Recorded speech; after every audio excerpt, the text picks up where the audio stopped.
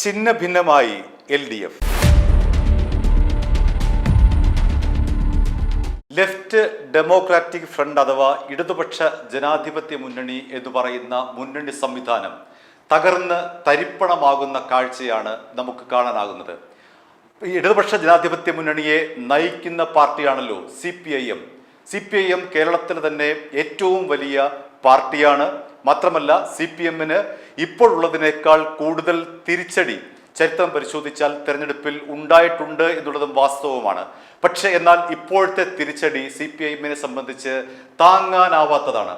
CPMനെ കുറിച്ച് നമുക്കറിയാമല്ലോ, ആ പാർട്ടി പ്രവർത്തിക്കുന്നത് എണ്ണയിട്ട യന്ത്രം പോലെയാണ് എന്നാണ് എപ്പോഴും വിശേഷിപ്പിക്കാറ്. കാരണം അതിന് കൃത്യമായ ഒരു സിസ്റ്റമുണ്ട്. ആ സിസ്റ്റത്തിൽ നിന്നുകൊണ്ടാണ് CPM എപ്പോഴും പ്രവർത്തിക്കുന്നത്. ഏറ്റവും താഴേക്കിടയിലുള്ള കമ്മിറ്റിയാണ് ബ്രാഞ്ച് കമ്മിറ്റി, അതിനു മുകളിൽ ലോക്കൽ കമ്മിറ്റി, പിന്നീട് ഏരിയ കമ്മിറ്റി, അതിനു മുകളിൽ ജില്ലാ കമ്മിറ്റി, പിന്നീട് ജില്ലാ സെക്രട്ടേറിയറ്റ്, സംസ്ഥാന കമ്മിറ്റി, സംസ്ഥാന സെക്രട്ടേറിയറ്റ്, കേന്ദ്ര കമ്മിറ്റി, പോളിറ്റ് ബ്യൂറോ. ഇങ്ങനെയാണ് CPIMന്റെ ഘടന. അതുകൊണ്ട് പാർട്ടി ഒരു തീരുമാനം മുകളിൽ നിന്ന് എടുത്താൽ കീഴ്ഘടകങ്ങൾ അത് നടപ്പിലാക്കുക എന്നുള്ളതാണ് പരമ്പരാഗത രീതി. എന്നാൽ ഇത്തവണത്തെ തെരഞ്ഞെടുപ്പിൽ അത്തരമൊരു രീതി അവലംബിച്ച് കണ്ടില്ല എന്നുള്ളത് CPM നേതൃത്വത്തെ ഞെട്ടിപ്പിക്കുന്ന കാര്യമാണ്. കാരണം CPM നേതാക്കൾ തന്നെ ഇത്തരത്തിൽ ജില്ലാ കമ്മിറ്റിയിലടക്കം, അതേപോലെ സംസ്ഥാന കമ്മിറ്റിയിലടക്കം, ബ്രാഞ്ച് കമ്മിറ്റിയിലടക്കം, ലോക്കൽ കമ്മിറ്റിയിലടക്കം, അങ്ങനെ പാർട്ടിയുടെ വിവിധ തലങ്ങളിലുള്ള കമ്മിറ്റികളിൽ ഈ പറയുന്ന 2026 പാർട്ടിക്ക് സംഭവിച്ച തെറ്റുകൾ, പോരായ്മകൾ എണ്ണി പറഞ്ഞിട്ടുണ്ട്. അതിലെ ഏറ്റവും പ്രധാനപ്പെട്ട പോരായ്മ എന്ന് പറയുന്നത് പിണറായി വിജയൻ എന്ന് പറയുന്ന ആളുടെ തൻപോരിമയാണ്. പിണറായി വിജയന്റെ ഏകാധിപത്യം മൂലമാണ് ഈ പാർട്ടി ഇത്രയും അടിഞ്ഞത് എന്നായിരുന്നു എല്ലാ ഘടകങ്ങളിലെയും ഏറ്റവും പ്രധാനപ്പെട്ട വിമർശനം. പിണറായി വിജയനെ മുൻനിർത്തിക്കൊണ്ടാണ് തെരഞ്ഞെടുപ്പിനെ നേരിട്ടത്.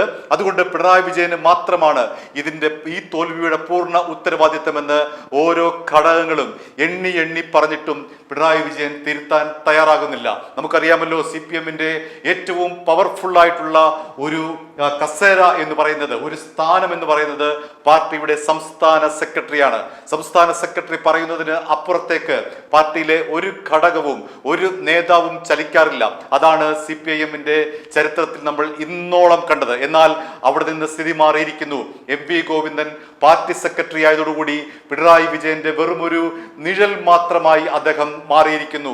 പാർട്ടിയും ഭരണവും ഒരുപോലെ പിടിച്ചെടുത്ത പിണറായി വിജയൻ എന്ന് പറയുന്ന ഏകാധിപതിക്കെതിരായിട്ടുള്ള ഒരു ആഞ്ഞടിക്കൽ കൂടിയായിരുന്നു സഖാക്കളുടെ ഇത്തവണത്തെ വോട്ടിംഗ് പാറ്റേൺ എന്ന് വേണമെങ്കിൽ പറയാം. ഇത്തവണ UDFനെ വിജയിപ്പിച്ചത് പിണറായി വിരുദ്ധ തരംഗമായിരുന്നു. അല്ലാതെ ജനങ്ങളെ ബാധിക്കുന്ന ഏതെങ്കിലും ഒരു വിഷയമോ LDFന്റെ പൊതുവായ നയങ്ങൾക്കെതിരായിട്ടുള്ള ഒരു വോട്ടിംഗ് പാറ്റേൺ ആയിരുന്നില്ല ഇത്തവണ സംഭവിച്ചത്. മറിച്ച് സഖാക്കളടക്കം അവരുടെ 10 വർഷം അവർ അടക്കി വെച്ചിരുന്ന പിണറായി വിജയനെതിരായിട്ടുള്ള രോഷം അവർ ബാലറ്റ് പെട്ടിയിലൂടെ തീർക്കുകയായിരുന്നു ചെയ്തത്, വോട്ടിംഗ് മെഷീനിലൂടെ തീർക്കുകയാണ് ചെയ്തത് എന്നാണ് സഖാക്കളടക്കം വിലയിരുത്തുന്നത്.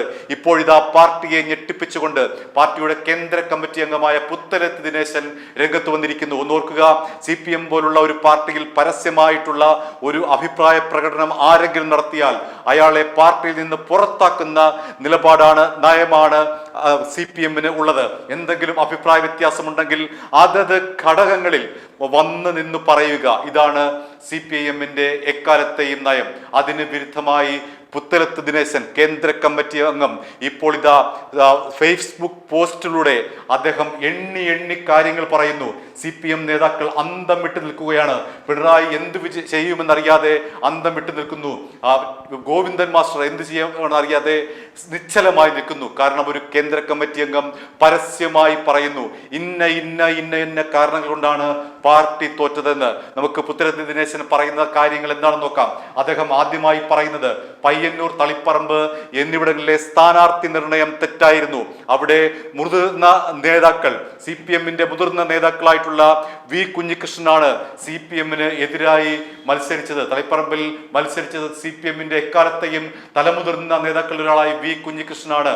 അദ്ദേഹത്തിന് എതിരായി നിന്ന ടി.എ. മധുസൂദനൻ ദയനീയമായി പരാജയപ്പെട്ടു. മറ്റൊന്ന് CPM നേതാവായിട്ടുള്ള T.K. ഗോവിന്ദൻ, അദ്ദേഹവും തലയെടുപ്പുള്ള കണ്ണൂരിലെ നേതാവാണ്. അദ്ദേഹമാണ് തളിപ്പറമ്പിൽ മത്സരിച്ചത്. എതിരായി മത്സരിച്ചത് ആരാണ്? CPM സംസ്ഥാന സെക്രട്ടറി MV ഗോവിന്ദന്റെ ഭാര്യ P.K. ശ്യാമള. P.K. ശ്യാമളയുടെ സ്ഥാനാർത്ഥി നിർണയം വന്നപ്പോൾ തന്നെ പാർട്ടി സഖാക്കൾ ഒന്നടങ്കം പറഞ്ഞിരുന്നു, അരുത് എന്ന് പറഞ്ഞിരുന്നു. പക്ഷേ സഖാക്കളുടെ വികാരങ്ങൾ മാനിക്കാതെയാണ് P.K. ശ്യാമളയെ തളിപ്പറമ്പിൽ സ്ഥാനാർത്ഥിയാക്കിയത്. അവിടെയും ശ്യാമള തകർന്നടിഞ്ഞു. പറയുന്ന ആരാണ്? കേന്ദ്ര കമ്മിറ്റി അംഗം പുത്തലത്ത് ദിനേശൻ. അദ്ദേഹം രണ്ടാമതായി പറയുന്നത് ശബരിമല സ്വർണ്ണപ്പാളി വിഷയത്തിൽ ദേവസ്വം ബോർഡ് മുൻ പ്രസിഡന്റും CPM നേതാവുമായ A. പത്മകുമാർ ജയിലിൽ കിടന്നപ്പോൾ അദ്ദേഹത്തെ അപ്പോൾ നടപടിയെടുക്കണമായിരുന്നു. പക്ഷേ നടപടി ഉണ്ടായില്ല. അത് സഖാക്കൾക്കിടയിൽ വലിയ വികാരമുണ്ടാക്കി, വലിയ രോഷമുണ്ടാക്കി.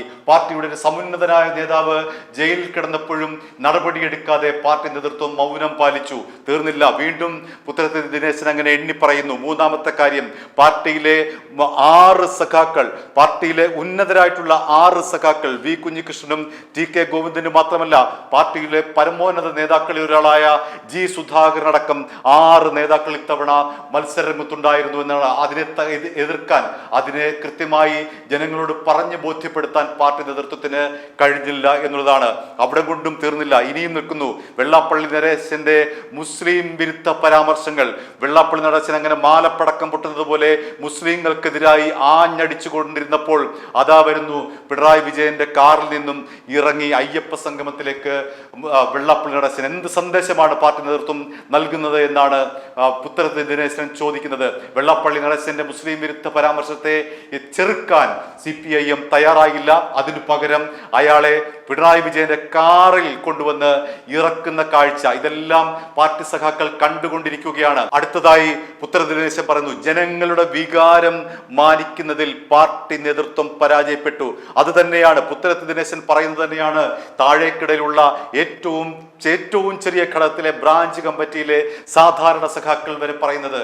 ഞങ്ങളുടെ വികാരം, ജനങ്ങളുടെ വികാരം മനസ്സിലാക്കുന്നതിൽ പാർട്ടി നേതൃത്വം പരാജയപ്പെട്ടു. അതായത് പിണറായി വിജയനും ഗോവിന്ദനും അടക്കമുള്ള കോക്കസ് പരാജയപ്പെട്ടു.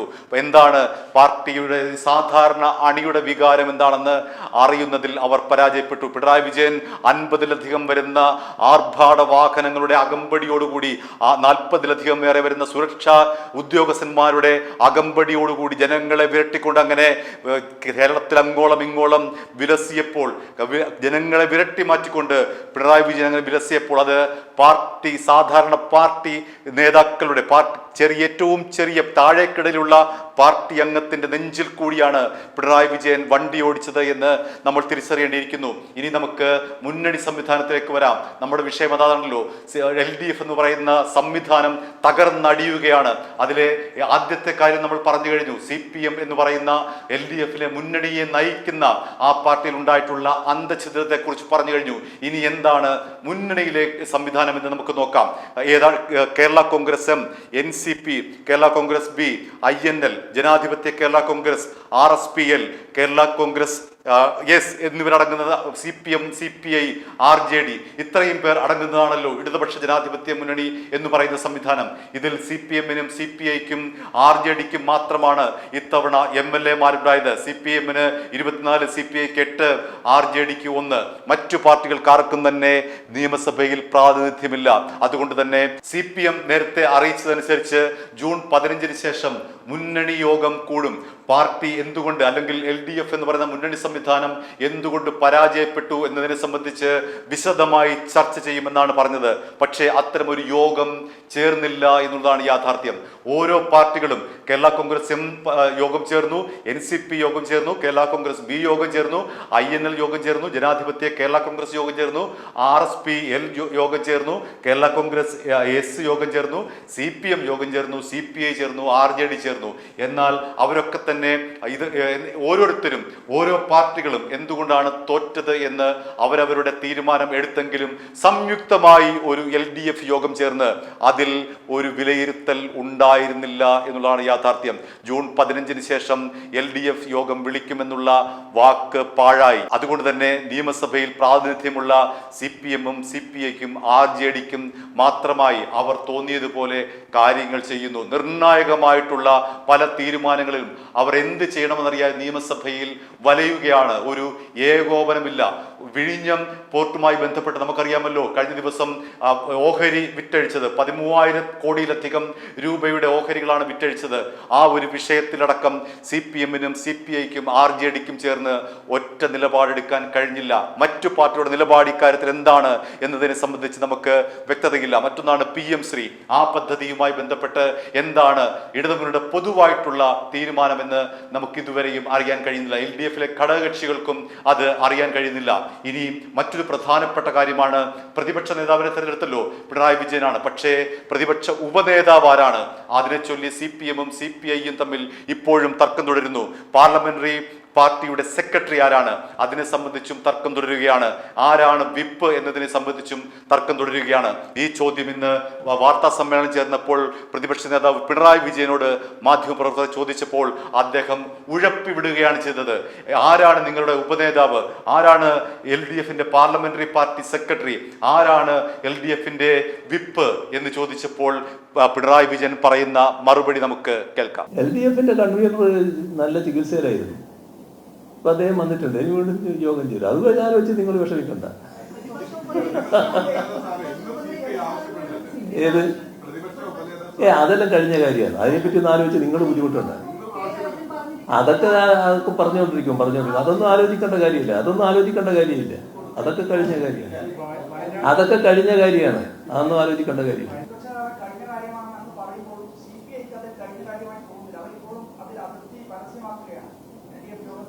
അത് അവർ പറഞ്ഞല്ലോ എന്നല്ലേ നിങ്ങൾ പറയുന്നത്. ഞാൻ എൻ്റെ കാര്യവും പറഞ്ഞല്ലോ. നിങ്ങളെന്തിനാണ് അതിന്റെ അപ്പുറം പോകുന്നത്? അവരവരുടെ കാര്യം പറഞ്ഞിട്ട് ഞാൻ എൻ്റെ കാര്യവും പറഞ്ഞിട്ടുണ്ട്. അതാണ് വന്നോട്ട് മുന്നണിയിലൊന്നും നിൽക്കുന്ന വിഷയമല്ല. അതൊന്നും മുന്നണി ചർച്ച ചെയ്യേണ്ട കാര്യമല്ല. ഇതൊന്നും മുന്നണിയിൽ ഒരു കാലത്തും ചർച്ച ചെയ്തിട്ടില്ല. മുന്നണിയിലൊക്കെ നിയതമായ ചില നടപടിക്രമങ്ങളുണ്ട്, കീഴ്വഴക്കങ്ങളുണ്ട്. അതിൽ നിന്നും വ്യത്യസ്തമായിട്ടൊന്നും മുന്നണി പോകില്ല. അത് കണ്ടാൽ മതി.